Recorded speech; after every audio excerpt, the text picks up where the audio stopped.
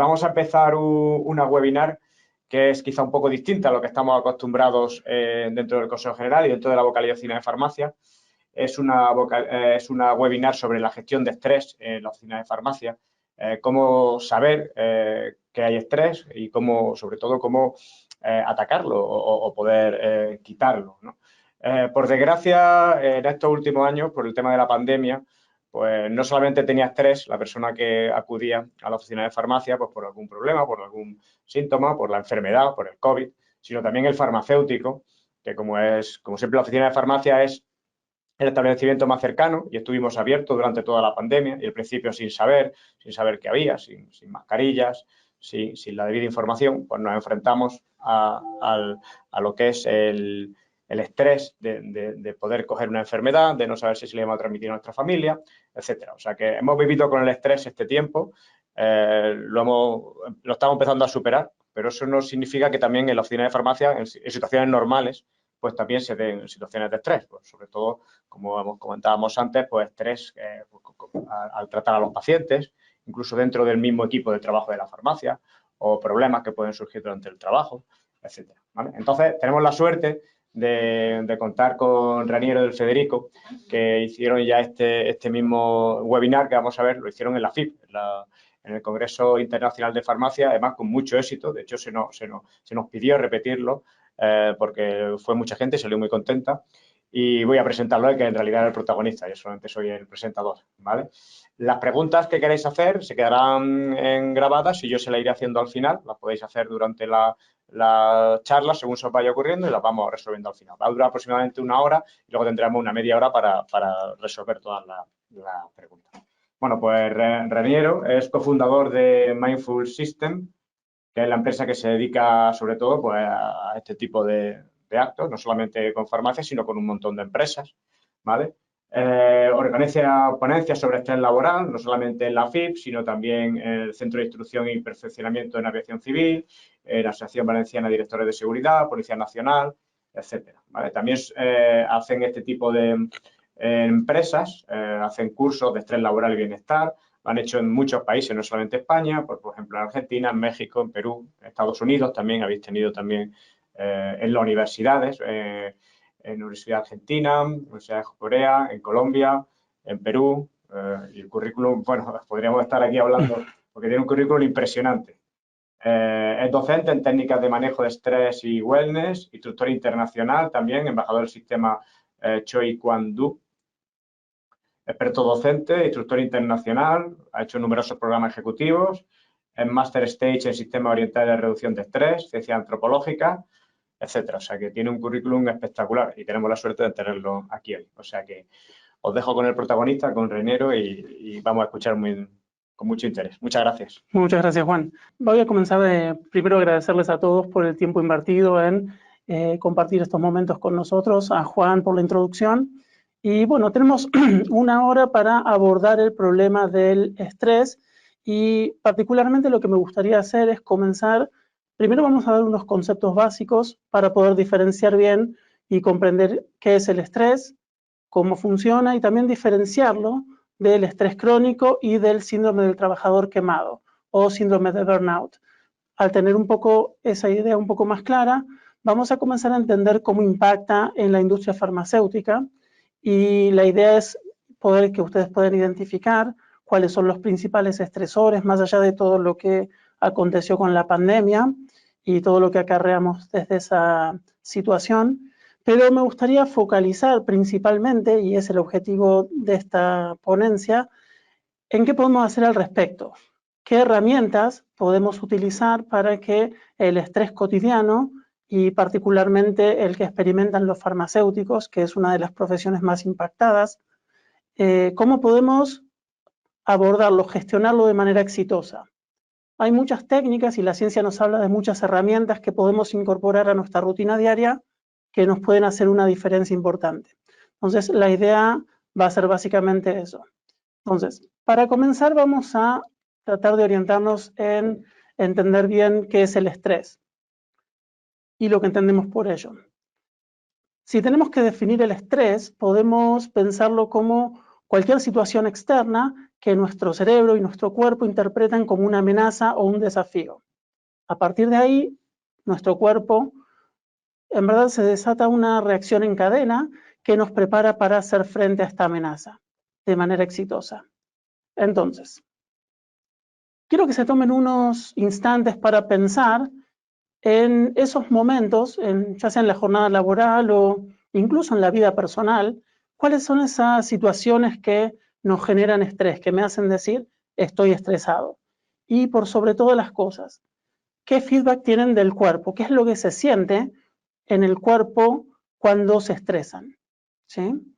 Acá tienen algunas, en pantalla pueden encontrar algunas de las principales sensaciones que se experimentan, y si lo miran y lo piensan un poco, realmente la respuesta al estrés lo que genera es una preparación del cuerpo para hacer frente a esa amenaza, como dijimos, pero particularmente para dos cosas, ya sea para luchar con toda la energía posible o para escapar de la amenaza lo más rápido posible. Entonces, es un tema más bien evolutivo el estrés. Habría que pensarlo de esta forma. Cuando hablamos de respuesta al estrés, en verdad, la respuesta al estrés se llama respuesta de lucha o huida. ¿Qué quiere decir? Es un mecanismo adaptativo, un mecanismo de defensa que hemos desarrollado a lo largo de nuestra evolución como especie y también que compartimos con otros mamíferos, como en este caso pueden ver en la cebra. Piensen que si lo ponemos en números, el ser humano como especie llevamos sobre la Tierra unos 2 millones de años.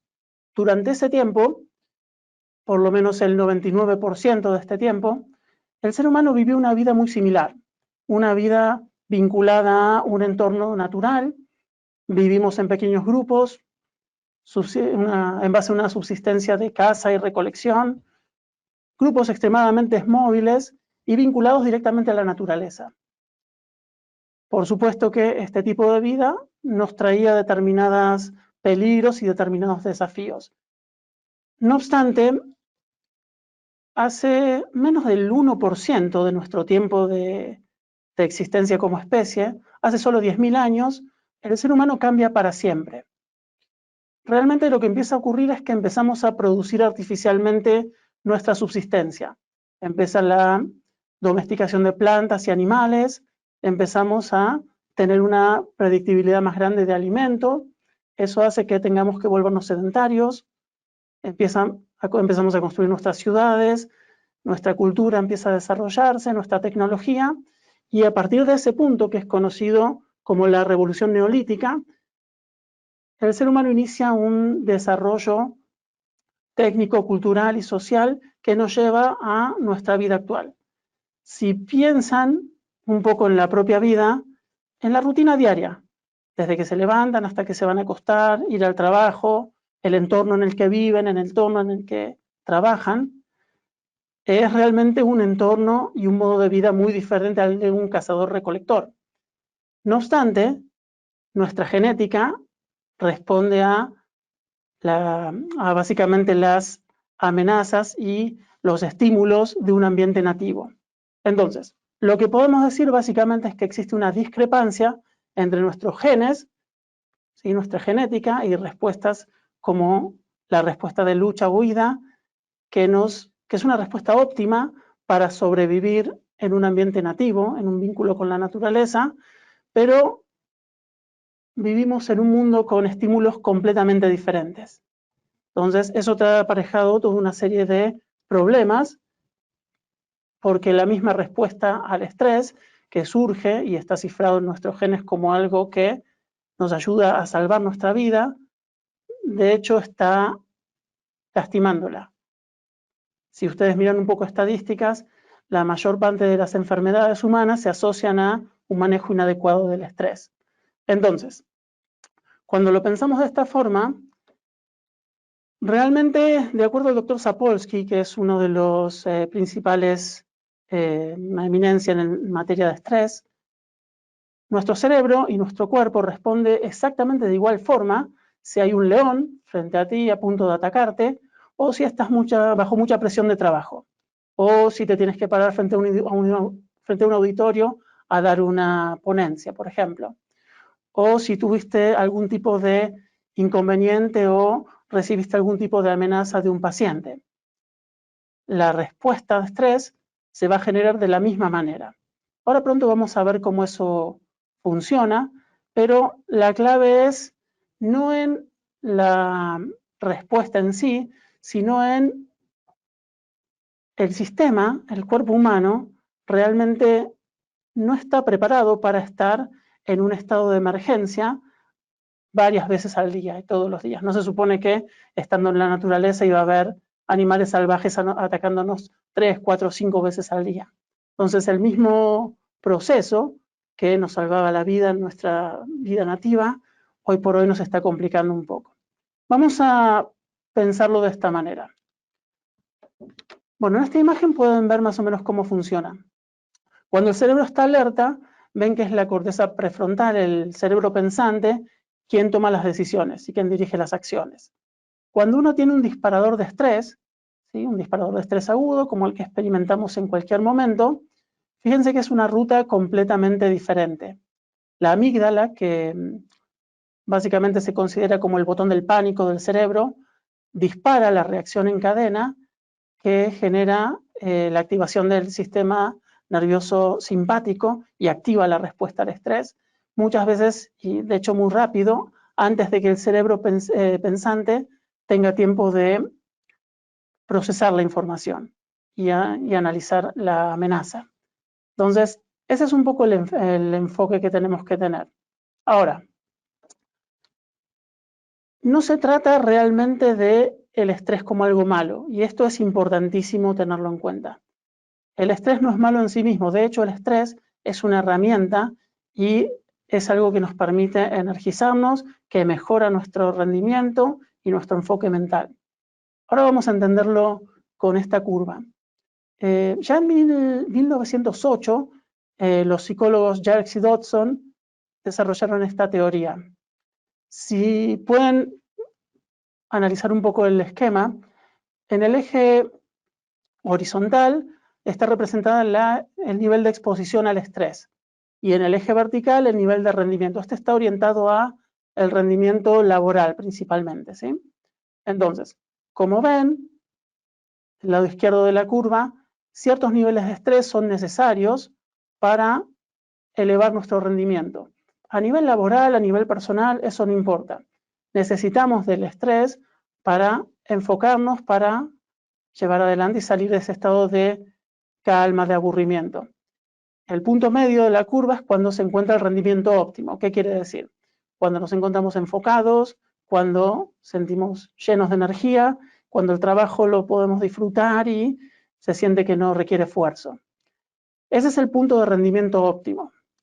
El problema que tenemos es que si una vez estando en ese punto, los niveles de estrés se sostienen o se incrementan, nuestro cuerpo no puede realmente sostener ese nivel de rendimiento. Por lo tanto, ahí pasamos a la parte de la curva donde el rendimiento decrece, ¿sí? Que se conoce como distrés, que podríamos nosotros referirnos a esa zona como exposición crónica al estrés. ¿Qué hay de este lado? Bueno, fatiga, cansancio, enfermedad y sobre todo, bueno, nos habla de el síndrome de burnout, que ahora vamos a abordar un poco más sobre ese tema. ¿Por qué nos interesa esto, particularmente en la profesión farmacéutica?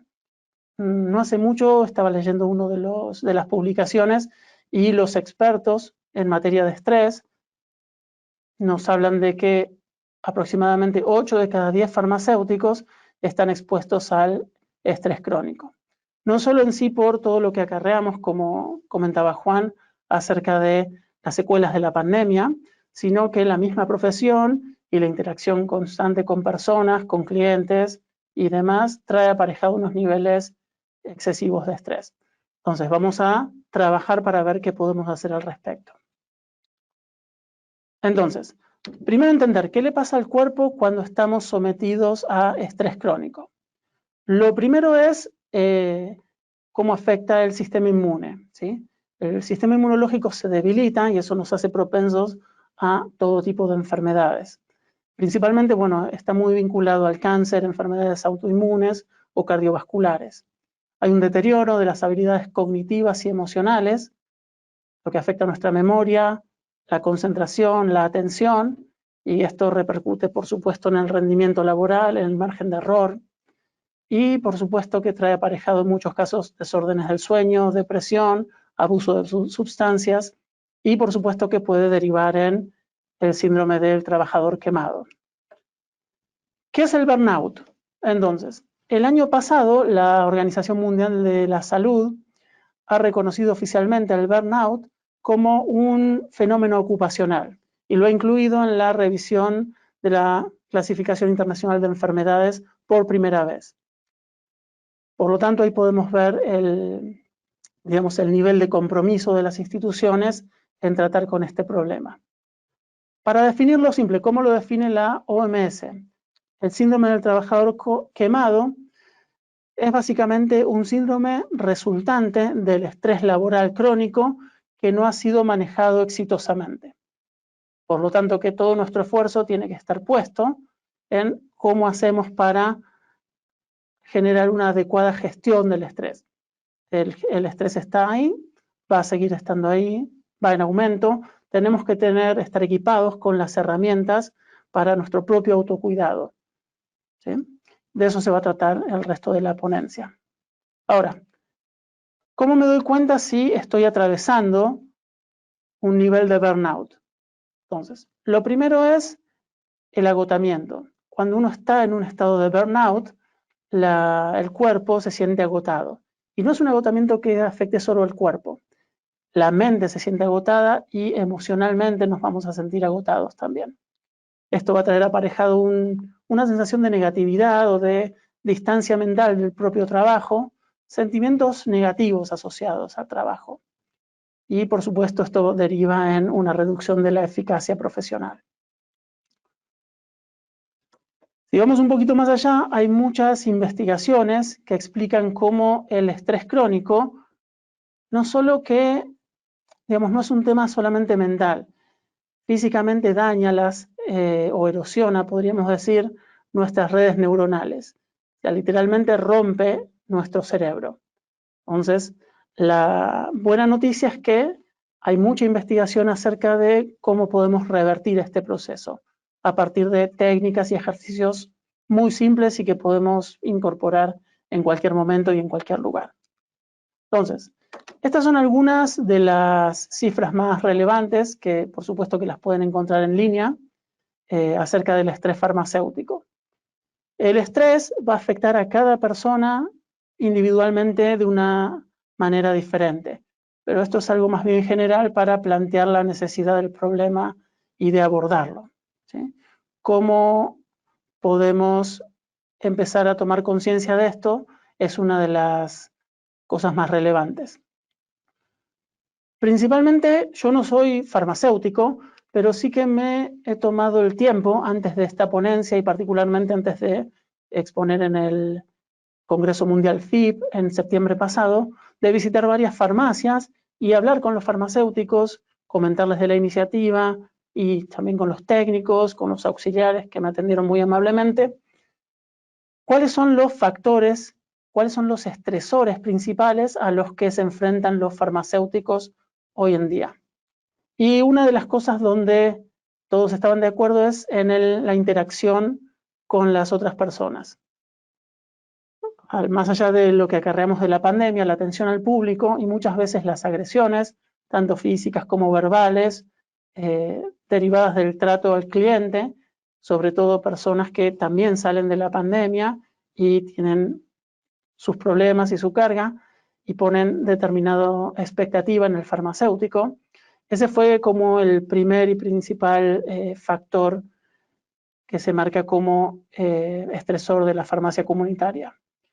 Por supuesto que la interacción con las personas no tiene que ver solamente con el cliente, ¿sí? Hablaron muchos también del clima laboral, como la interacción y la comunicación interna también afecta en ese sentido. Tiene que ver también con la sobrecarga laboral. Muchos me hablaron, sobre todo en las farmacias de 24 horas, con este trabajo a turnos, también, bueno, los turnos de nocturnidad que traen aparejado una alteración del ritmo circadiano del sueño, y eso tiende a, por supuesto, disminuir nuestra tolerancia al estrés. Muchos de los farmacéuticos con los que he hablado me comentaron cómo se les complica la conciliación entre la vida personal y profesional también. Por lo tanto, vamos a intentar a partir de ahora analizar qué podemos hacer al respecto, cómo podemos mejorar esta situación. Aquí tienen algunas ideas que podemos empezar a incorporar inmediatamente. La primera, dentro del espacio de trabajo. Es muy importante, antes que nada, que cada uno de ustedes individualmente pueda analizar cuáles son los principales motivos que le causan estrés en el propio trabajo, para tener una imagen clara de sobre dónde tenemos que actuar.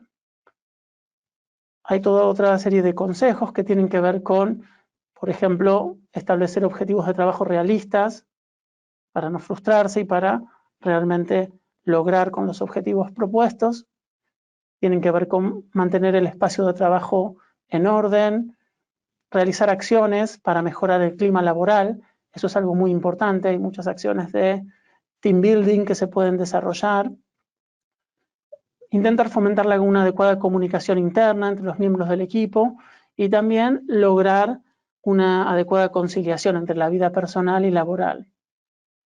Esto necesariamente va a venir dado por lograr desconectar del espacio de trabajo una vez que terminó mi horario de trabajo. Entonces, ¿qué quiere decir esto? ¿Qué necesitamos fuera del espacio de trabajo? Lo principal es descanso adecuado, ¿sí? El cuerpo se repone cuando duerme y cuando descansa. Entonces, de una teoría a la otra, por lo menos 6, 7, 8 horas de sueño profundo necesitamos para que el cuerpo se restaure y que nuestras defensas contra el estrés estén elevadas. Hay mucha bibliografía que nos habla acerca de la necesidad y la importancia de la interacción social.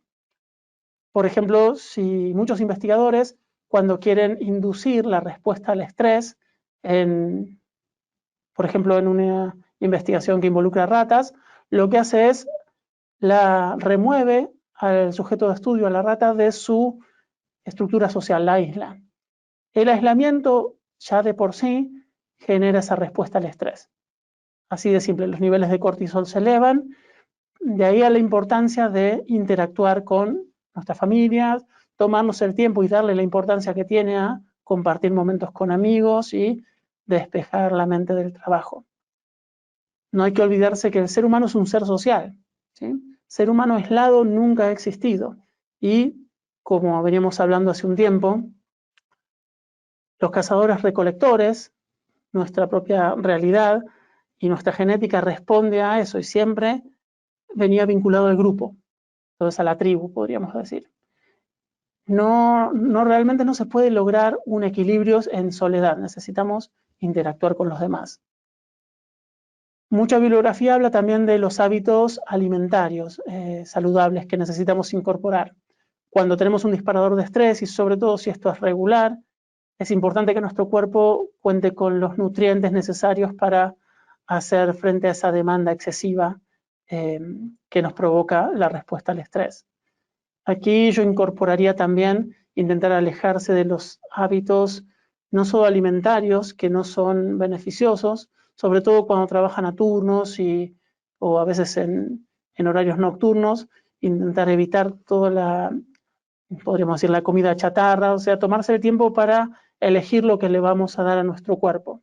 También todos los estimulantes, bebidas energéticas, ese tipo de cosas, bueno, tabaco, el alcohol, por supuesto, limitarlo o eliminarlo por completo si es posible.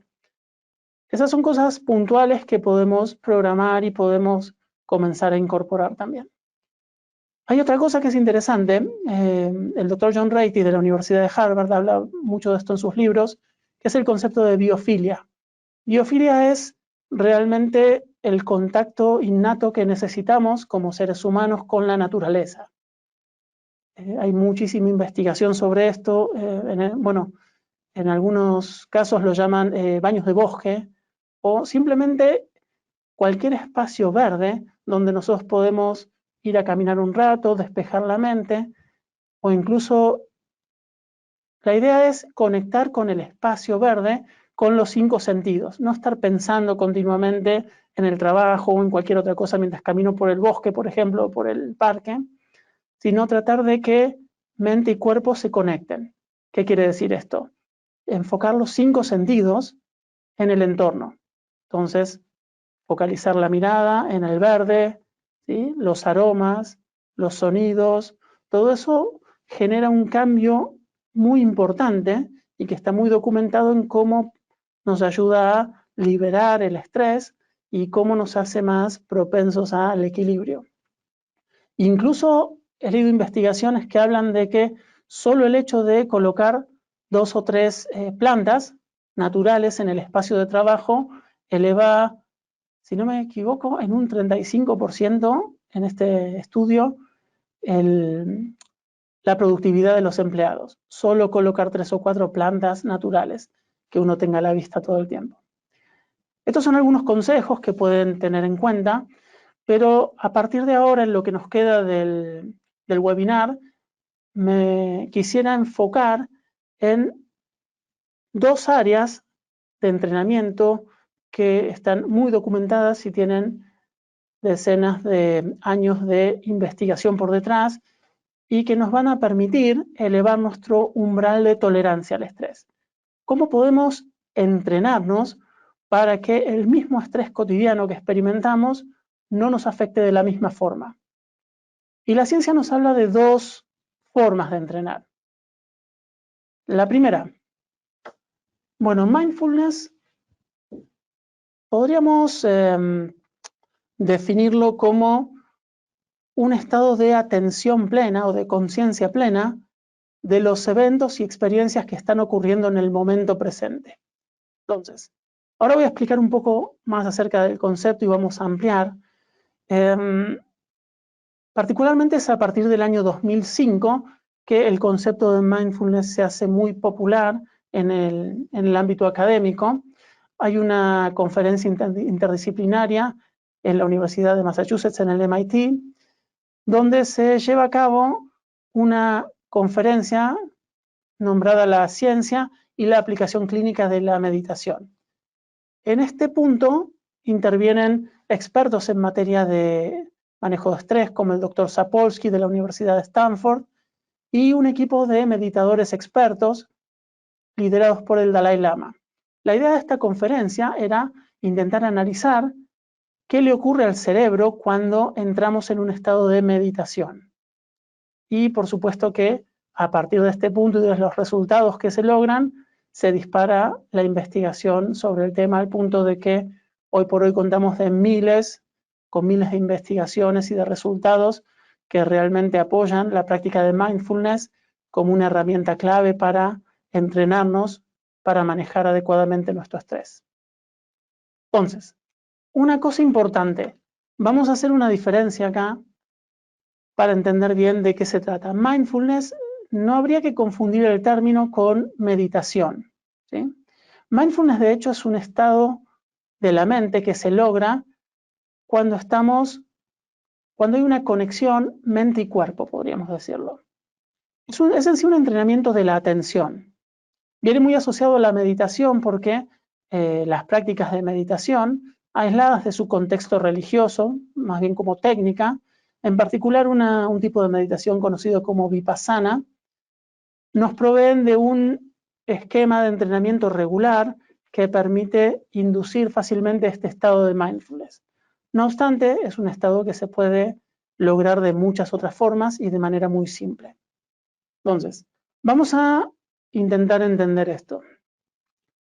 Principalmente mindfulness es un lugar a donde llevamos a nuestra mente, ¿sí? Un lugar donde mente y cuerpo se conectan. Ahora, ¿qué quiere decir esto? Por ejemplo, hay una larga lista de investigaciones que nos hablan de cuántos pensamientos cruzan por nuestra mente a lo largo de un día. Y el rango es bastante amplio. Algunas investigaciones nos hablan de 6.000 pensamientos cruzando nuestra mente en el día. y otras nos hablan de 60.000. Esto nos deja muy poco margen de espacio donde la mente está presente, donde no estamos pensando. Por otro lado, estos pensamientos tienden a ser pensamientos recurrentes y que se dirigen particularmente hacia el pasado o hacia el futuro. Piénsenlo un segundo. Cada vez que pensamos o estamos recordando una determinada situación, un problema, una determinada temática, o estamos programando para adelante, ¿sí? Estamos pensando en lo que queda del día, en la reunión que tengo mañana y así. Se dice por ahí que la mente es lenta. La mente no puede alcanzar el momento presente. Entonces, básicamente de eso se trata el estado de mindfulness. Este es un estado que ocurre cuando la mente y el cuerpo se conectan. Es decir, cuando nuestra mente está enfocada en el cuerpo, sin distracciones. Hay muchísima bibliografía que nos habla de cómo este entrenamiento mejora nuestro nivel de atención y eso lo vamos a ver un poco más adelante cuando avancemos sobre los beneficios. Pero principalmente hay que entender que los investigadores dicen que en la mitad de nuestro día de vigilia, la mitad de nuestro tiempo, nuestro cuerpo funciona en piloto automático, sin que estemos presentes. Y es algo que, si lo pensamos, es cotidiano. Por ejemplo, nos sentamos a comer y el cuerpo se mueve automáticamente, pero no estamos presentes en ese acto, ¿sí? La mente está automáticamente disparando pensamientos que a su vez se asocian a emociones, que a su vez se asocian a otros pensamientos. Y en el medio, el cuerpo solo está comiendo automáticamente. Por ejemplo, una forma muy simple de inducir un estado de mindfulness es sentarse a comer y solo enfocar la atención, es decir, los 5 sentidos, en el acto de comer. ¿Sí? ¿Qué quiere decir esto? En los colores, en los sabores, ¿sí? En los aromas, y poner toda la atención en eso que está ocurriendo en el momento presente.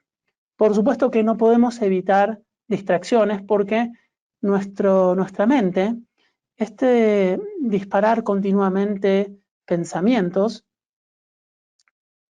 saben que eso no es algo nuevo, o sea, es algo relativamente reciente. El ser humano, de acuerdo a lo que dicen las investigaciones del Dr. Ratey, no ese es el estado natural de la mente humana.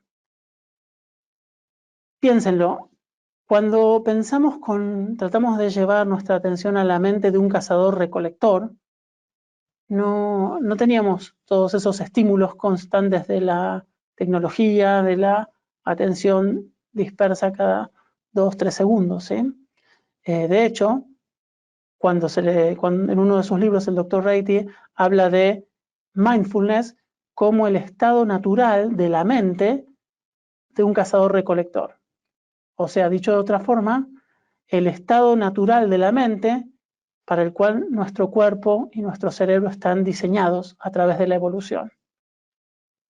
Y este es el punto clave. Cuando logramos ingresar en este estado, ya sea con una práctica respiratoria, que lo que hacemos es prestar atención a algo que nuestro cuerpo hace rutinariamente y solo, sin que tengamos que hacer absolutamente nada, al movimiento, ¿sí? Por ejemplo, hay técnicas de escaneo corporal donde solo llevamos la atención a distintas áreas del cuerpo, o mismo la actividad física que vamos a abordar más adelante. Cada vez que logramos ingresar en ese espacio, nuestro cerebro y nuestro cuerpo responden de una manera muy poderosa. Y eso es lo que vamos a mostrar a continuación. Una práctica de 3-4 minutos de mindfulness, de solo prestar atención a algo tan simple como la respiración o simplemente al almuerzo que estoy disfrutando, y ser consciente de los pensamientos y de las emociones que surgen, genera cosas increíbles. Por ejemplo, vamos a ver qué ocurre. Entre estos estudios que les estaba contando, una de las cosas que se ha medido es que cuando uno empieza con una práctica de mindfulness, ¿sí? Con cualquiera de las que les estuve nombrando, más o menos a los 5 minutos hay un cambio en las ondas cerebrales, ¿sí? Las ondas pasan de ondas beta a ondas alfa, que se asocia, por supuesto, a un estado de relajación y calma mental. Si continuamos la práctica hasta unos 20 minutos aproximadamente, las ondas cerebrales vuelven a cambiar, esta vez a ondas teta, que es el estado perfecto donde el cerebro puede recuperarse de la exposición crónica al estrés. Bueno, todo esto ocurre porque la práctica activa en aproximadamente esos 3 a 5 minutos el sistema nervioso parasimpático, que es lo que regula la respuesta al estrés y nos devuelve a un estado de calma. ¿Qué quiere decir esto? Supónganse que si yo soy un farmacéutico y tengo una discusión con un paciente o sufro algún tipo de agresión, por supuesto que eso va a disparar el sistema nervioso simpático y la respuesta del estrés. Entonces, ahí voy a tener un disparador de estrés agudo, pero si yo puedo apartarme por unos 3 a 5 minutos, solo realizar alguna práctica simple de mindfulness, eso va a activar el sistema nervioso parasimpático y con ello la respuesta de relajación, que es el opuesto fisiológico a la respuesta de lucha o huida. Y eso va a permitir lograr un equilibrio. Y con ese nuevo equilibrio voy a ir con el siguiente cliente sin afectar esa relación o interactuar con mi equipo de trabajo. Y esto pasa solo a los 3 a 5 minutos, ¿sí? Ahora, ¿qué podemos medir y cuantificar cuando empezamos a incorporar prácticas regulares de mindfulness a nuestra rutina diaria, ¿sí? Para entender esto, estamos hablando de unas 3 veces por semana, bloques de unos 20, 30 minutos de entrenamiento, que puedo hacer ya sea en una pausa laboral activa o puedo hacer en mi casa antes de dormir o por la mañana, sin importar. Lo sí que es importante en todos estos estudios es la recurrencia del entrenamiento dentro de un margen de al menos 8 semanas, que es lo que tarda el cerebro en cambiar, en adaptarse al estímulo que le estamos dando.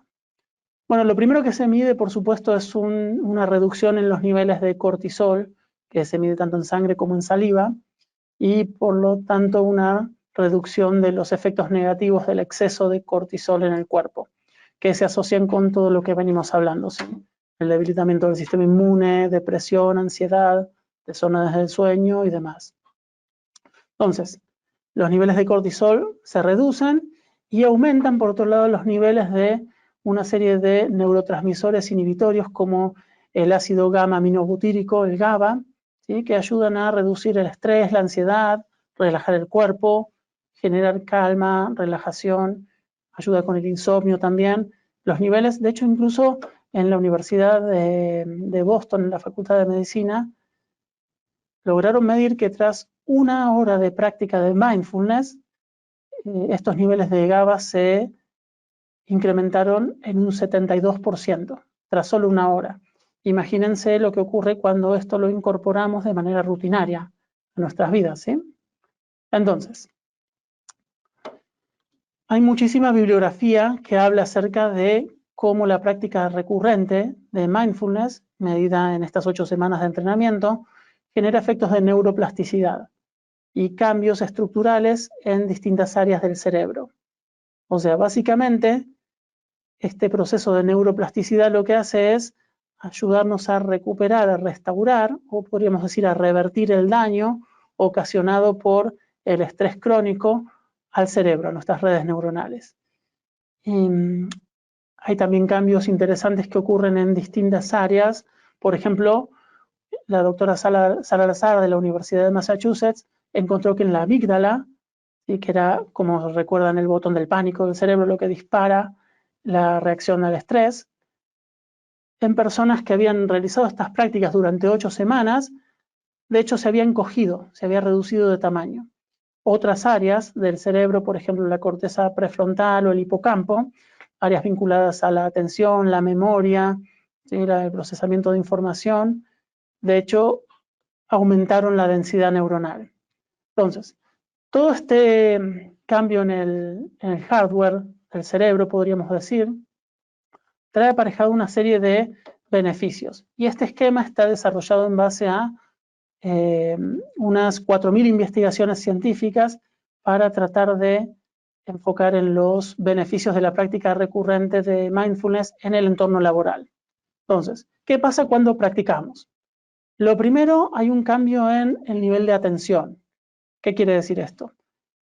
Se eleva nuestro nivel de estabilidad de atención. Podemos mantener nuestra atención sin dispersarnos durante mucho más tiempo. Por otro lado, podemos notar cuando nuestra mente se dispersa con un pensamiento, con cualquier cosa, y al notarlo tenemos un mejor control de la atención porque podemos, de hecho, traer nuevamente la atención a nuestro punto de enfoque, ¿sí? Por supuesto, esto trae aparejado una mejora en la eficiencia, en la eficacia profesional y, por supuesto, una reducción en el error humano. Bueno, me imagino lo importante que esto es cuando uno trabaja con dispensación de medicamentos. El punto 2 son las emociones. Lo que se encontró es que se reduce el ciclo vital de las emociones negativas. ¿Qué quiere decir? Que cuando estoy sujeto a una amenaza o a un problema, algo que genera una respuesta emocional negativa en mi cuerpo, me recupero más rápido. Tengo una mayor capacidad de recuperarme de esa emoción negativa. Y por supuesto lo que se mide, y esto afecta mucho también no solo al trato con el cliente, sino al clima laboral, son los niveles de reactividad. Se reducen en un nivel muy importante los niveles de reactividad con los cuales yo interactúo con las otras personas. ¿Qué quiere decir esto?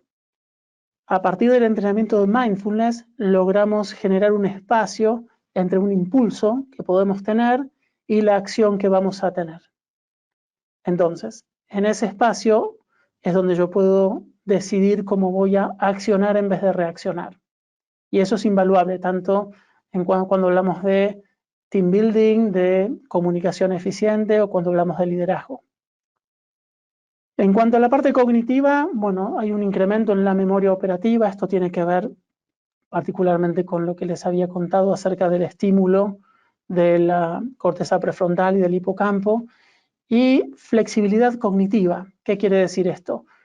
Es la capacidad de enfocar en un problema desde distintos puntos de vista, o sea, la capacidad de ser más flexible a la hora de evaluar una situación. Eso es importantísimo también.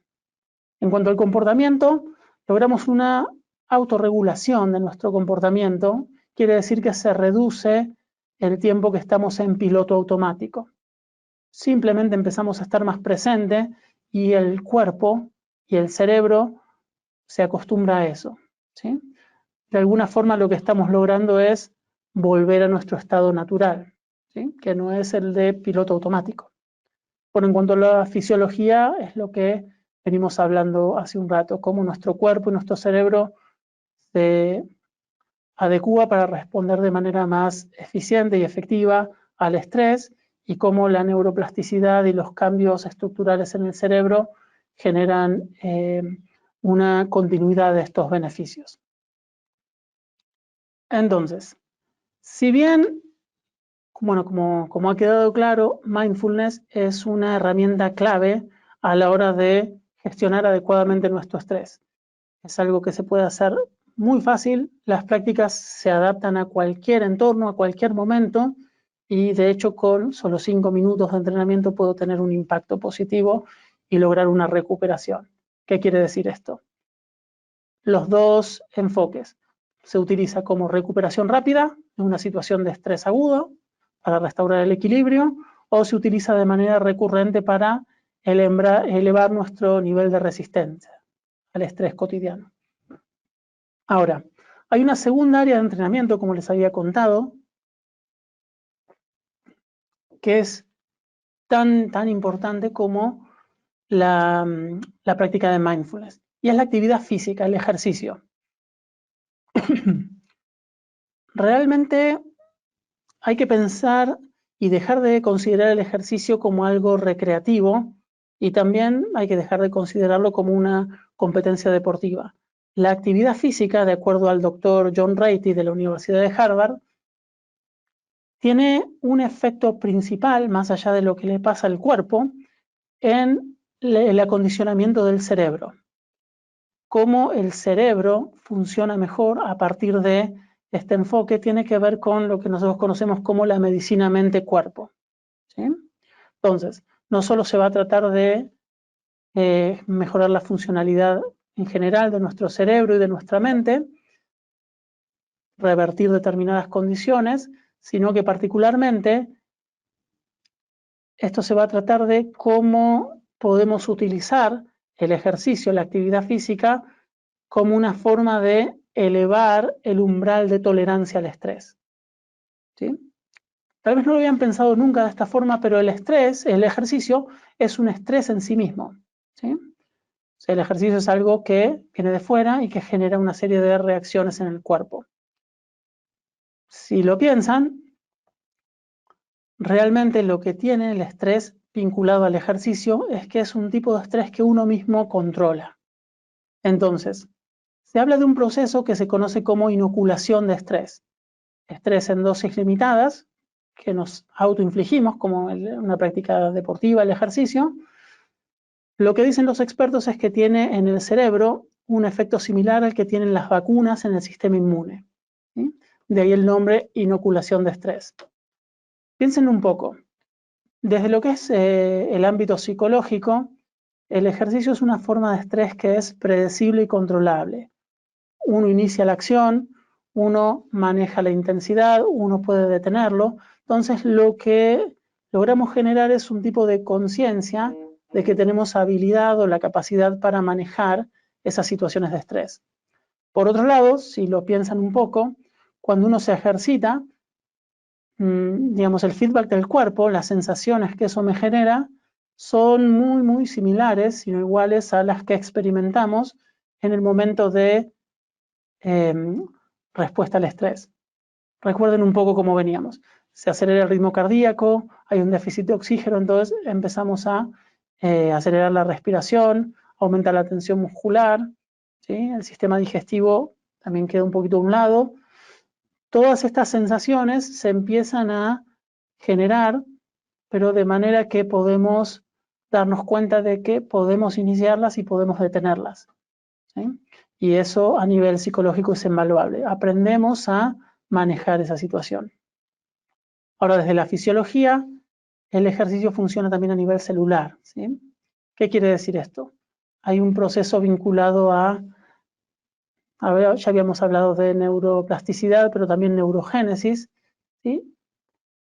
Y realmente muchos neurocientíficos hablan del cerebro y lo hacen como si fuese un músculo prácticamente. Así como le damos determinado estímulo a un músculo, ¿sí? Para que crezca o se desarrolle en el sentido que nosotros nos interesa, podemos darle un determinado estímulo al cerebro para que las áreas vinculadas al manejo del estrés puedan elevar su umbral de tolerancia al estrés. Entonces que fisiológicamente nos estamos haciendo más resistentes, solo con hacer ejercicio, ¿sí? De ahí la importancia de realizar actividad física recurrente. Esto de repente no lo podemos hacer en el trabajo, pero sí que es muy importante que se tomen el tiempo para pensar, aunque sea unas 2 o 3 veces por semana, aunque sea 30 minutos, lo que puedan, es algo que el cuerpo y sobre todo el cerebro necesitan para llevar adelante estos procesos. Entonces, cuando miramos, si volvemos un poquito a la curva de estrés y performance de Yerkes y Dodson, el proceso de inoculación de estrés nos permite que esta curva se mueva hacia 3 áreas. Fíjense un poco en las referencias. Cuando se mueve hacia arriba, ¿sí? ¿Qué quiere decir? Que podemos lograr en nuestra profesión una mayor productividad con la misma exposición al estrés.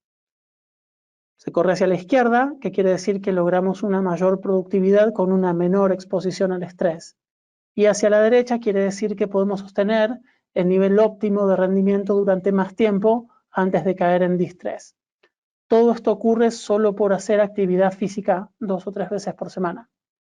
Fíjense la importancia y cómo los hábitos que tenemos regularmente pueden generar un impacto en nuestra eficiencia y eficacia profesional. Ahora, les voy a dar algunos consejos para elegir la actividad física que pueden trabajar para estimular el cerebro de esta forma. Lo primero es entender que no queremos ejercicio excesivo, no queremos realmente agotarnos. Tiene que ser algún ejercicio vinculado o basado en la salud.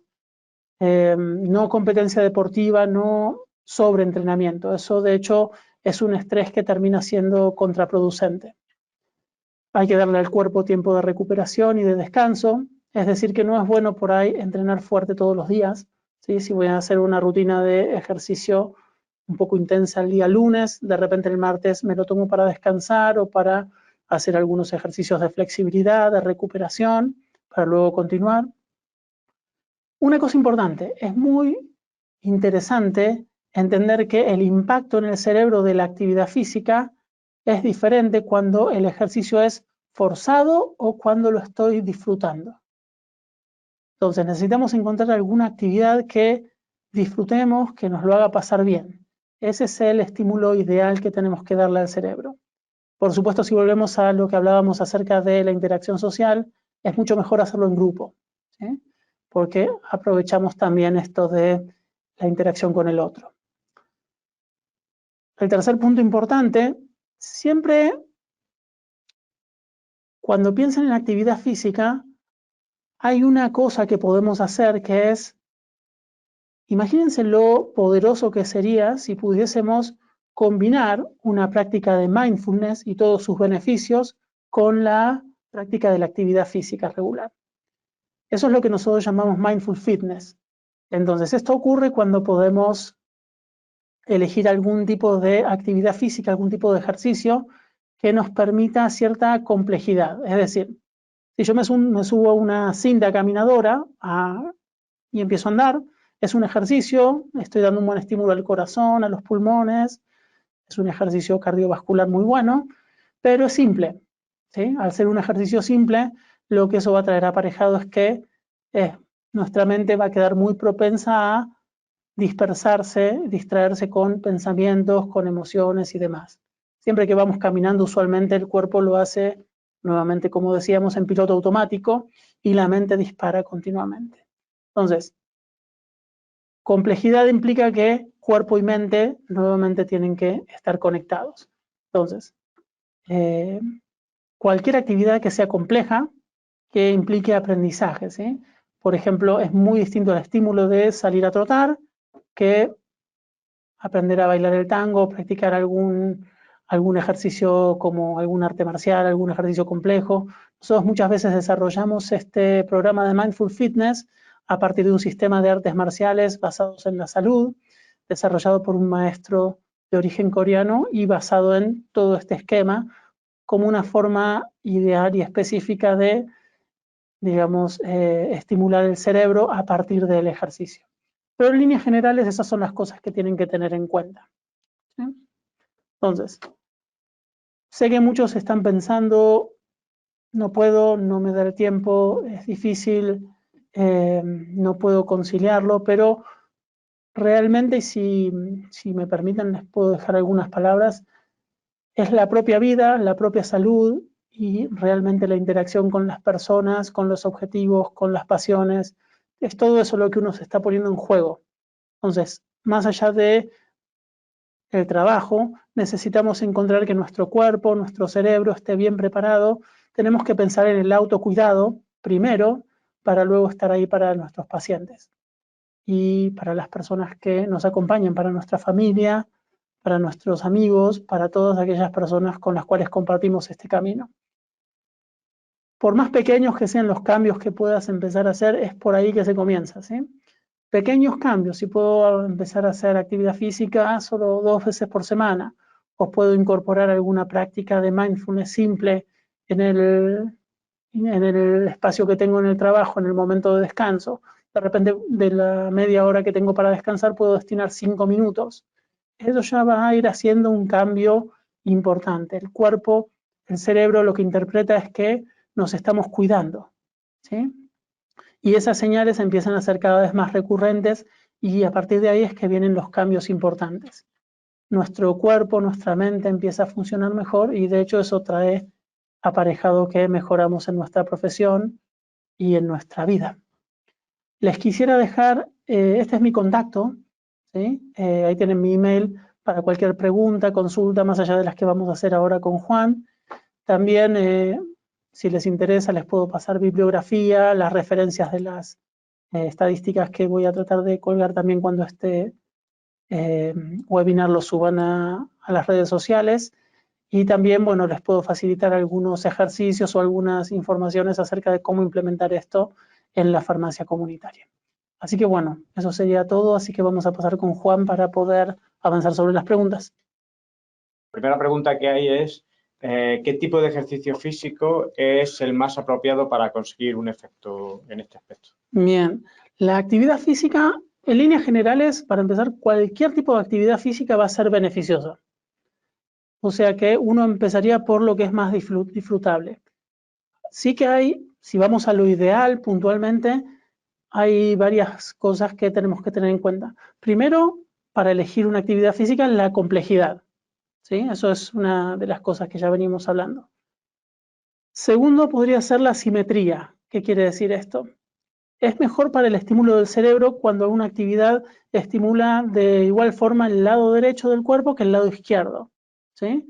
Porque, bueno, el hemisferio izquierdo del cerebro controla la mitad del cuerpo derecha y a la inversa el hemisferio derecho controla la mitad izquierda y hay un estímulo del corpus callosum y la comunicación entre los hemisferios del cerebro que es muy interesante. Entonces, por ejemplo, alguna actividad, por ejemplo, caminar, en este caso es un ejercicio simétrico. Si yo voy a jugar al tenis, por ejemplo, no estoy dándole el mismo estímulo del lado derecho que del lado izquierdo, ¿sí? Otra cosa podría ser, más allá de la complejidad, el tipo de movimiento. En líneas generales, hay dos formas de moverse. El movimiento homolateral y el movimiento contralateral, ¿sí? Esto es muy importante porque la forma natural del cuerpo de moverse es de forma contralateral. O sea, si ustedes ven un bebé cuando empieza a gatear, de hecho, se mueve moviendo una pierna y el brazo contrario simultáneamente, ¿sí? Lo mismo cuando nosotros caminamos, movemos el pie derecho y el brazo izquierdo. Entonces, esos movimientos cruzados son los que generan un estímulo y una activación completa del cerebro. Entonces, siempre va a ser mejor las actividades que involucren el movimiento contralateral. Dentro de eso, lo que cada uno quiera, ¿no? Pero esas son algunas cosas a mirar al momento de elegirlo. Por eso mismo también otra de las preguntas va si el baile sería una buena opción entonces, aprender a bailar para los que no son muy deportistas.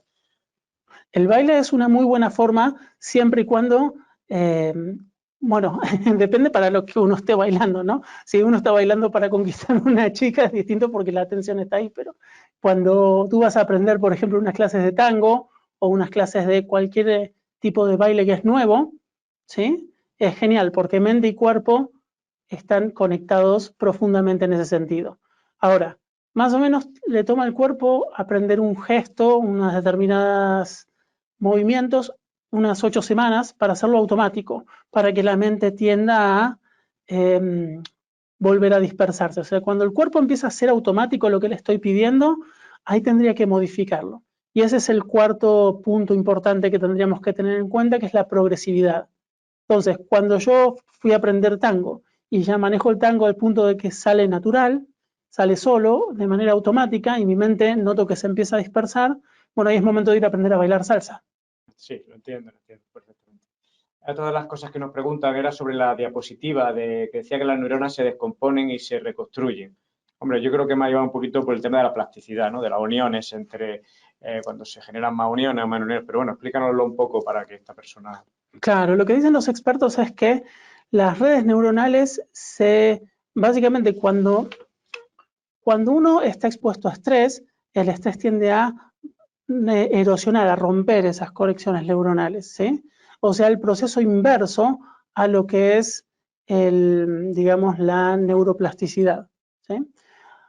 Cuando nosotros hablamos, siempre digamos, la analogía es el músculo y por eso hablan del cerebro como un músculo. ¿Qué quiere decir esto? Cuando uno va a entrenar, cuando vas a hacer ejercicio, ¿sí? Lo que hacemos, los músculos crecen porque las fibras musculares se rompen y se reconstruyen. Bueno, algo similar pasa, y es en verdad una analogía, ¿no?, con las redes neuronales. Y vimos que hay distintas áreas del cerebro, como la corteza prefrontal, el hipocampo, que aumentan de densidad, ¿sí?, cuando hacemos estas prácticas regulares. Ese aumento de densidad se da a través de procesos que tienen que ver con la neuroplasticidad y la neurogénesis. La práctica cotidiana, en verdad, sobre todo, bueno, de la actividad física, pero también de mindfulness, y hay mucha investigación sobre esto, libera también una serie de compuestos, más allá de lo que estuvimos hablando. Endorfinas, a lo mejor, ¿no? Endorfinas, pero en particular hay unos que se llaman factores. Uno es el BDNF, que es el factor neurotrófico derivado del cerebro, que, por ejemplo, el doctor John Ratey lo llama el superfertilizante de las células nerviosas. Entonces, básicamente lo que estamos haciendo es elevar los niveles de BDNF y algún otro factor que ayudan en como la reconstrucción, y que básicamente de eso se trata, ¿no?, de neurogénesis, de cómo aumentamos esa densidad de neuronas y cómo aumentamos las interconexiones entre las neuronas. Y una sola neurona puede tener hasta 100.000 interconexiones con otras. Entonces, eso ocurre simplemente a partir de la práctica, pero tiene que ser práctica regular, ¿eh? Eso es importante. Te voy a hacer una mía. Vale. Seguimos con las de los... He hablado del Mindful Fitness, que combina las dos, ¿no? Combina lo que es el mental y el ejercicio físico. Si tuviéramos que empezar por una, porque a lo mejor el Mindful Fitness de primeras es un poco complejo, si tuviéramos que empezar por una, ¿por cuál empezaremos? ¿Por el ejercicio físico o por el ejercicio mental o por una cosa que combine las dos? Yo creo que cada persona tendría que buscar lo que es posible, ¿sí? Y nos ha pasado, por ejemplo, un tiempo en Argentina, en una de las empresas con las que trabajamos, en una multinacional muy grande del sector de la banca, hicimos una serie de bloques de pausa laboral activa, lo llamábamos. La gente iba a practicar, lo desarrollaban, por ejemplo, en este caso fue prácticas de mindfulness particularmente, pero el punto es que tenían tal sobrecarga de trabajo que realmente se tenían que quedar después de hora, esa media hora, y realmente terminaban estresándose más. Entonces, no hay una receta, no podemos decir tengo que practicar esto así, porque cada persona es individual y tiene unas condiciones de vida diferentes. Lo que yo haría y lo que veo muy fácil de incorporar es, dentro del ambiente de trabajo, no la actividad física, pero las prácticas de mindfulness son prácticas muy maleables. Tú tienes que pensar que con solo apartarme 5 o 10 minutos en cualquier espacio, en cualquier lugar, solo sentarme y practicar algunas de las técnicas respiratorias que, por supuesto, después puedo pasarles algunas para que puedan tener en cuenta. Sí, no se trata solo de respirar, a ver, es con la respiración o el movimiento o lo que sea que estemos haciendo, va a ser el punto de anclaje de la mente. Desde ahí se trata de observar pensamientos, emociones, reconocerlos y entrenar la atención para darnos cuenta cuando eso se dispersa y cómo la traemos de nuevo al punto de anclaje.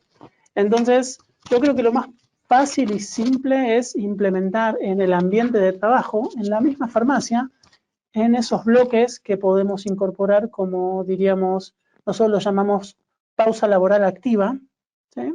Sí. Entonces, 2 o 3 veces por semana, dedicar esos 10, 15 minutos a realizar alguna de las prácticas de mindfulness. Simple, fácil, en cualquier momento.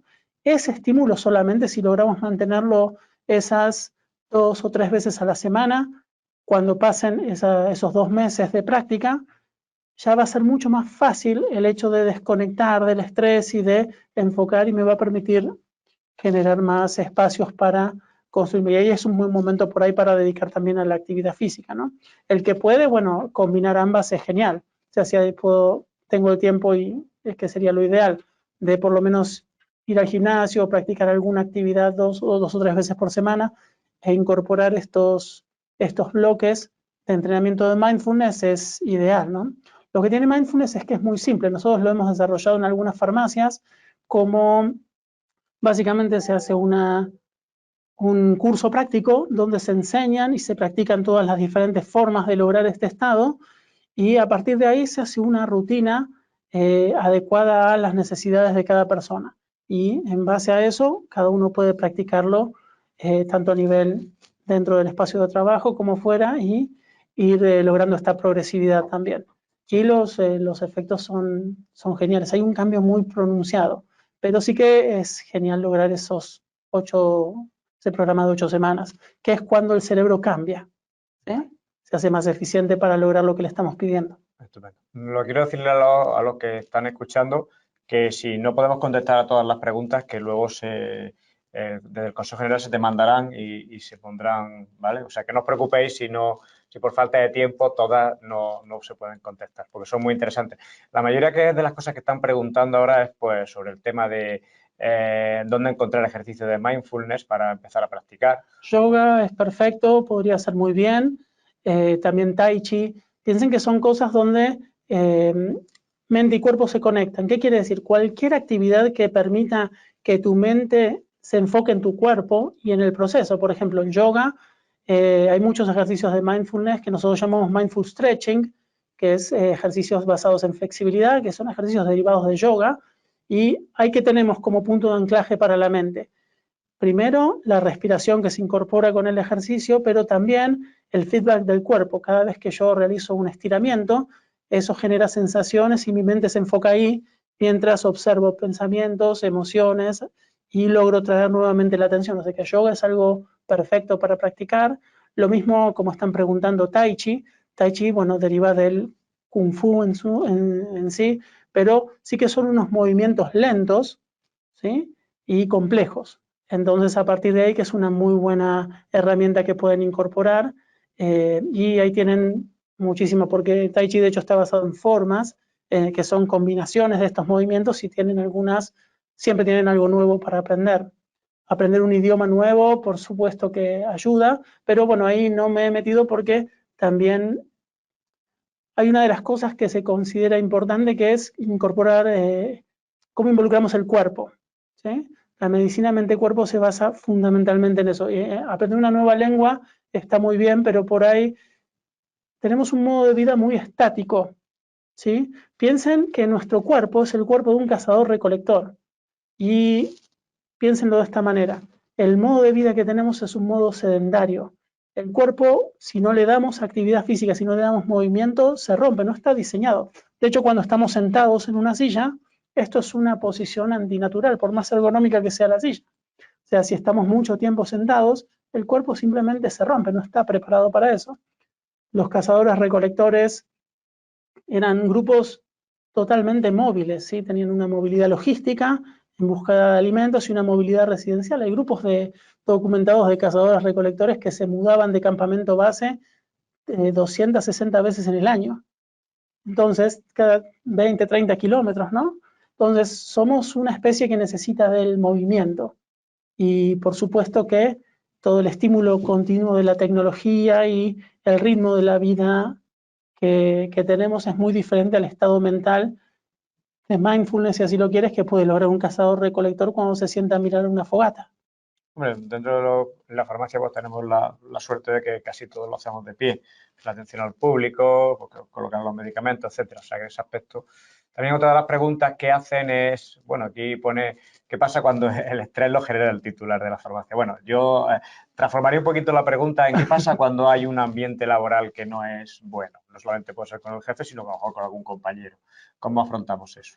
Ese es un punto interesantísimo y entramos dentro de lo que decíamos, el clima laboral, ¿sí? Y la comunicación interna y demás.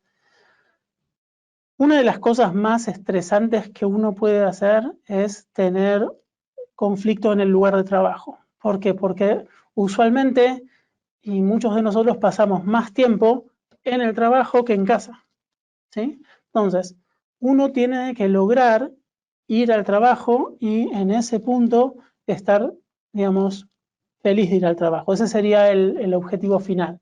Ahora, ¿cómo podemos trabajar con esto? Realmente es que tiene que venir de arriba, ¿sí? Tiene que ser el titular de la farmacia. Y bueno, mindfulness, de hecho, hay una rama que se conoce como mindful leadership o liderazgo consciente, podríamos decir, ¿sí? Que quiere decir cómo es necesario un correcto liderazgo para el ámbito laboral y cómo ese liderazgo tiene que incluir muchas de de las cosas importantes de las que estuvimos hablando. ¿Sí? ¿Qué quiere decir esto? Comunicación efectiva. ¿Sí? Esto tiene que traer empatía, tenemos que poder ver las necesidades de nuestros colaboradores, tenemos que poder involucrarnos con las personas. Si hay un mal líder o un líder que no presta atención, bueno, ponen en la distinción siempre entre líder y jefe. ¿Sí? Entonces, ese es un problema. Yo cambiaría de trabajo porque no podemos desde uno, siendo el colaborador, generar un cambio si la persona está cerrada. Pero sí que sería una buena forma por ahí llevar propuestas, tratar de vincular, tratar de plantear cuáles son las necesidades que tenemos y, por supuesto, tratar de mostrar el malestar que tenemos de una forma constructiva, si es posible.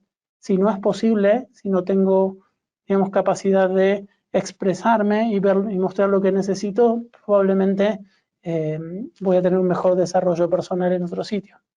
Nos han pedido otra vez el tema de tu correo electrónico y tu... No se sí. preocupen porque luego estas conferencias se suben a la web de farmacéutico. O sea que si no está ahora mismo no se puede poner ahora porque habría que poner otra vez todo, o si lo podemos poner. Y si no, pues no os preocupéis porque va a estar disponible la grabación para todos. Lo vamos a poner. Mientras tanto, podemos contestar alguna pregunta o que tú veas. Hablas también sobre la meditación Zen, que si lo mismo, también he visto otra pregunta, que si es lo mismo 5 minutos que 25.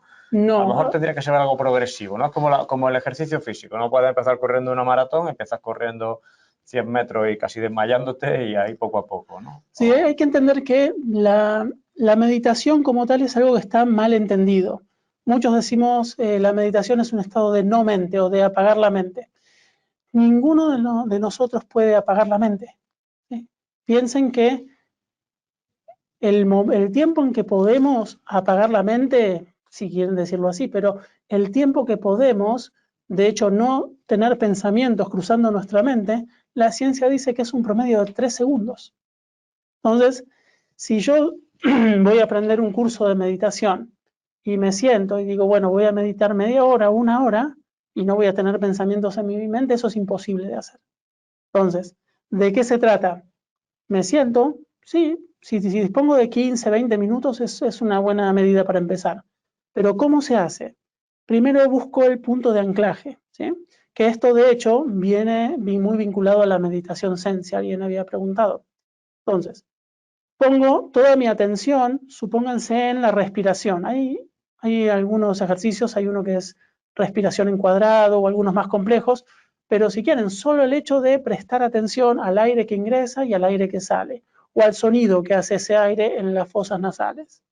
Entonces, pongo mi atención ahí y ese es mi punto de anclaje. Desde ahí lo que hago es observar pensamientos, emociones, todo lo que surja en mi mente, y a partir de ahí lo observo, ese pensamiento, lo dejo seguir su camino y el estímulo que queremos lograr es, una vez que logré eso, traer de nuevo mi atención, ya sea a la respiración, ya sea al movimiento, a la asana, a la postura de yoga que estoy practicando. Entonces, eso va a pasar 1 y 1000 veces durante la práctica. Si no puedo apagar la mente, se trata de identificar y ser conscientes del pensamiento, de la emoción, y luego traer de nuevo la atención. O sea, el estímulo y el entrenamiento es cuando mi atención se dispersa, darme cuenta de eso, porque no nos damos cuenta. O sea, si tenemos, de hecho, 60.000 pensamientos en el día, ¿y cuántos notamos? Entonces, primero se trata de ser consciente cuando algo dispersa mi atención y luego tener la capacidad de traer la atención nuevamente al punto de anclaje. Por eso cualquier cosa sirve. Juan, cuando vos te vas a hacer una ruta de senderismo, eso es muy bueno también, porque más allá de que puede ser un ejercicio simple, lo que está ocurriendo es que estás ensamblando la parte de actividad física con mindfulness a través del proceso de biofilia, porque uno, cuando está en la montaña andando, estás enfocando en ¿qué? En el aire, en los aromas, en los sonidos, en el verde de los árboles, y eso está generando, y el proceso de mindfulness se da igual si el enfoque es dentro de uno, dentro del cuerpo, la respiración, el movimiento, o fuera. O sea que eso puede ayudar, el entorno puede ayudar también. El entorno de naturaleza. El entorno de naturaleza. Y como preguntan aquí, ¿en algún momento del día es mejor o simplemente cuando se pueda? ¿Por la mañana, por la noche? Como han preguntado. Lo importante sería empezar a practicarlo, o sea, esto es beneficioso en cualquier momento. Si uno agarra la rutina de levantarse por la mañana y practicarlo por la mañana es algo muy bueno. Por la noche, antes de dormir, es muy bueno también porque ayuda mucho a conciliar el sueño. Piensen que una de las cosas que nos cuesta mucho a los humanos modernos es, digamos, desacoplar nuestro pensamiento, nuestra mente, ¿sí? Y seguir a otra cosa. Es decir, termino mi trabajo y es momento de cerrar esto y abrir esto otro y entrar a mi espacio personal, a disfrutar mis momentos de esparcimiento, mis momentos con mi familia. O sea, que nos cuesta desengancharnos del trabajo algunas veces. Nos llevamos los problemas de un sitio a otro. Claro, vos tenés un problema en tu casa y te lo llevas al trabajo y tenés un mal día en el trabajo y lo contagias a tus clientes, lo contagias a tus colaboradores y ni hablar si sos el jefe de que hablábamos antes. Eso involucras a mucha otra gente. Entonces, la práctica regular de mindfulness, no importa el horario en definitiva, pero sí que sea regular. Si podemos hacerlo, a ver, todos los días esos 20, 30 minutos es fantástico, pero yo no me pondría un nivel tan exigido al principio. Pondría 2 o 3 veces por semana unos 20 minutos en el horario que se pueda. Se usa mucho y sí como pausa laboral activa. Entonces, ¿por qué? Porque estás a mitad de tu jornada laboral, tenés ese rato para descansar y esto lo hemos hecho en muchísimas industrias, no solo en la farmacéutica, y siempre es muy beneficioso ahí porque es como recargar un poco la energía para continuar con el ambiente laboral. Después es un poco de gusto. Hay gente con la actividad física pasa lo mismo. Hay gente que disfruta de hacer ejercicio a la mañana y esa sería la mejor opción. Yo no sirvo para hacer ejercicio a la mañana, no puedo, estoy dormido. Pero bueno, desde que era muy pequeño que vengo practicando y entrenando más cerca de la tarde-noche. Entonces mi cuerpo está adaptado de esa manera. Lo importante es practicar. Eso ya es un logro fantástico para empezar. Y la recurrencia. Cuesta al principio, nos cuesta el hábito, nos cuesta mantener como cualquier hábito que queremos incorporar, pero yo les aseguro que si logran mantener eso durante 8 semanas, ya es mucho más fácil continuarlo, ¿sí? Porque el cerebro y el cuerpo ya están adaptados a eso. Entonces, traten de alcanzar ese tiempo, aunque lo hagan 2 veces por semana, no importa, sean recurrentes hasta esas 8 semanas y luego ahí es momento por ahí de avanzar un poco más. Estupendo. Bueno, algunos dicen que se aburren meditando, ¿cómo puedo evitarlo? Otros nos preguntan por páginas web de Mindful, me parece que habrá un montón, ¿no? Eso, hay mucho, pero hay que ser selectivo. hay que ser selectivo porque realmente nosotros en Mindful Systems lo que nos interesa es ver cómo orientar esto desde un enfoque plenamente científico. ¿Qué quiere decir esto? Que si bien muchas de las técnicas tienen un origen basado en la tradición oriental, en el budismo, en el hinduismo, en el zen, realmente nosotros lo utilizamos en Occidente como una herramienta de desarrollo personal, ¿sí? Para lograr nuestros objetivos puntuales de estar más saludables y de autocuidado. Entonces, mucha gente simplemente, bueno, yo he visto que mezclan muchas cosas y demás, y hay muchas cosas en línea que no tienen que ver con lo que realmente es mindfulness. Hay mucha gente también que solo se hace un curso de unas semanas y ya está enseñando mindfulness. Y cuando uno practicó esto durante 20, 30 años, es algo que se tendría que tomar con un poco más de cuidado, ¿sí? Así que voy a poner de repente, a los que me escriban les puedo enviar algunos ejercicios. Se puede incorporar, se pueden hacer los programas y las formaciones dentro de las mismas farmacias inclusive, o como hemos hecho muchas empresas, que las farmacias, como hablábamos antes, al ser incluso empresas, son cursos que son bonificables al 100%, entonces sí, no repercuten un costo para la farmacia y es algo que pueden aprender e integrar no solo los farmacéuticos también, sino también los técnicos y todas las personas que trabajan de cara al público, los auxiliares, y esto repercute muchísimo en la calidad de la atención al público también. Pero sí que a los que me escriban luego les voy a enviar algunas prácticas simples para que puedan comenzar y de ahí vamos. Sí, una pregunta, se me está ocurriendo ahora mismo, igual a lo mejor no es, pero bueno, todos los días entran en la farmacia pues prácticamente 2 millones, 2 millones y medio de personas, de las cuales aproximadamente la cuarta parte se lleva un consejo farmacéutico. ¿Tú crees que puede evolucionar también la farmacia, que se den consejos para evitar el estrés justo al otro lado del mostrador? O sea, una farmacia experta en, hombre, como tenemos muchos servicios profesionales, no lo estoy diciendo que tenga un servicio profesional, pero como un consejo, una ayuda. ¿Crees que la farmacia puede también especializarse en este aspecto? Totalmente, y ya lo están haciendo sin darse cuenta. Yo me acuerdo de la pandemia también y de lo que ustedes tuvieron que llevar a cabo y siendo afectados más que la mayoría de las personas, cómo estuvieron ahí para los pacientes, para aconsejarlos, para ayudarlos, y sin darse cuenta muchos ayudaron a tranquilizar a los pacientes, los calmaron, los aconsejaron de manera que estas personas se sintieron acompañadas en ese momento tan difícil. Ahora, ¿en qué te puede generar un cambio positivo esto? Realmente, como hablábamos antes, ¿qué pasa si reducimos el nivel, el tiempo de nuestro día que estamos en piloto automático? ¿Qué pasa si empezamos a elevar nuestro nivel de empatía, que es el hardware, es el cerebro estimulado de determinada manera que permite elevar nuestra flexibilidad cognitiva, nuestra empatía? Podemos ver a la otra persona y conectar con la otra persona sin que esto nos afecte a nosotros mismos de una manera muy relevante. Entonces, ¿qué pasa si podemos actuar de manera menos reactiva?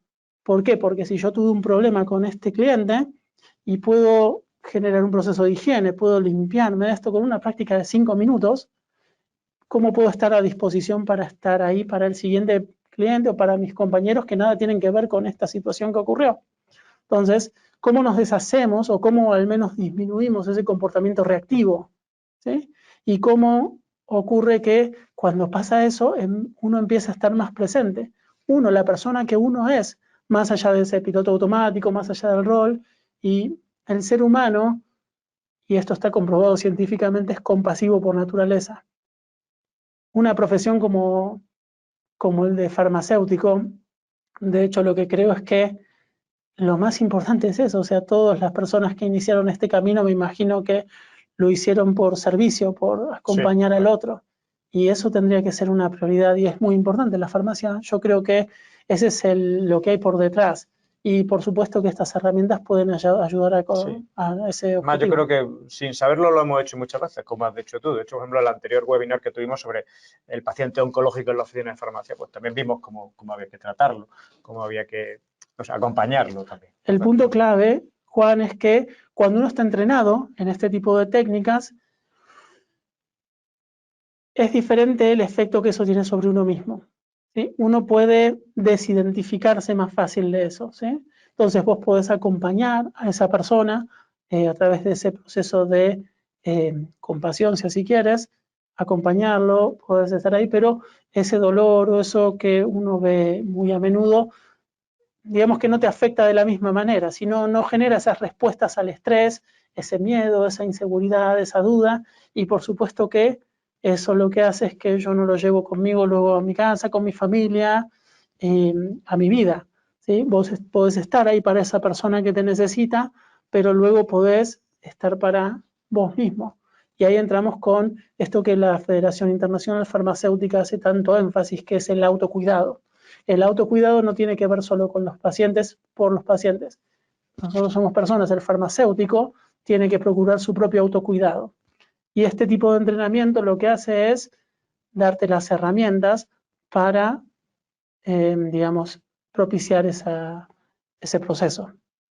Pues ya está, pues yo creo que ha sido muy interesante. Hemos contestado prácticamente a todas las preguntas de una manera o de otra. Yo creo que hemos aprendido mucho. Muchísimas gracias, en primer lugar, a todos aquellos que habéis perdido un rato de vuestra tarde, además una hora como las 3 de la tarde, pues para escuchar esta ponencia que yo creo que es muy interesante porque se sale un poco de lo que a lo mejor estas que hacemos pues sobre medicamentos, sobre productos sanitarios, etcétera, pero yo creo que es tan importante como la salud, ahora que está tan de moda la salud mental, pues no son estancos, no son cosas cerradas, está todo relacionado. Esto se trata de prevención, ¿sí? Cuando hablamos y pensamos en salud mental, muchas veces estamos pensando en cómo paliar un efecto, cómo revertir una situación que ya está. Pero ¿qué pasa si nos entrenamos para ser más resistentes y que eso no nos afecte de la misma manera, no llegar al punto donde necesitemos hablar de salud mental? Porque el cuerpo y sobre todo el cerebro está resiliente. Ese es el punto. Yo les Les quiero agradecer mucho a todos también quienes participaron y nos acompañaron en este rato. Sí que me comprometo a todas las preguntas y lo que me llegue por el correo electrónico voy a responder porque veo que quedaron muchas preguntas sin contestar, así que me voy a tomar el rato para responderles y por supuesto lo que necesiten, y les voy a pasar también algunos ejercicios para que puedan comenzar su práctica. Muchísimas gracias. Gracias a ti, Juan.